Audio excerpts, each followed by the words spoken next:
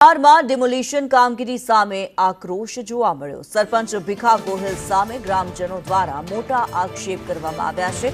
મત ન આપનાર લોકોને હેરાન કરાતા હોવાનો આક્ષેપ કરવામાં આવ્યો। જે પેશકદમી છે તે દૂર થવી જોઈએ તેવું ગ્રામજનોનું કહેવું છે। ડિમોલિશનમાં ભેદભાવ રાખવામાં આવે છે। ગોહિલની ખાણ ગામે તંત્રની ડિમોલિશન કામગીરી જ્યારે હાથ ધરવામાં આવી છે, 7 જેટલા કોમર્શિયલ બાંધકામો તોડી પાડવામાં આવ્યા છે। ડેરી, ગલ્લા અને ગોડાઉન પર બુલડોઝર ફરી વળ્યું છે। પસંદ થાય તો સામૂહિક થાય, કોઈ એક તરફી ન થવું જોઈએ। અમારે આજ ગામમાં આજે અત્યારે 5 દુકાનોનું ડિમોલિશન છે, એવું જ એ કદમે આ ગામમાં ઊભા મકાનો છે, 2 માળની બિલ્ડિંગો છે, ઢાળિયાઓ છે।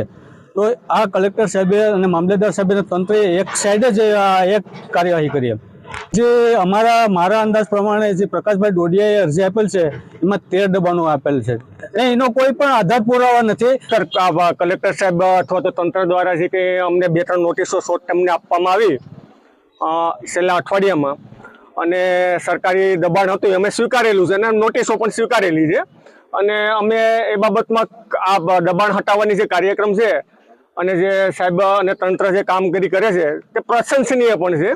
પણ માત્ર ને માત્ર મુદ્દો અમારો એક છે કે આ તો એક પૂર્વગ્રહ, અને ભીખાભાઈ કાળાભાઈ ગોહિલ અમારા ગામના ઉપસરપંચ સાહેબ છે એ પૂર્વગ્રહ રાખી અને અમને આજે સાહેબ આપને યાદ હોય તો હમણાં પહેલગામમાં જે પુલાવમાં એટેક થયો છે ને, ત્યાં નામ પૂછી ધર્મ પૂછીને ટાર્ગેટ કિલિંગ જેમ કરવામાં આવ્યું છે ને, એમાં મને કોણે મત નથી આપ્યા, તો કે આ લોકોએ મત નથી આપ્યા તો એનું શું નુકસાન થાય, એ માટે અમારે અરજીઓ કરી।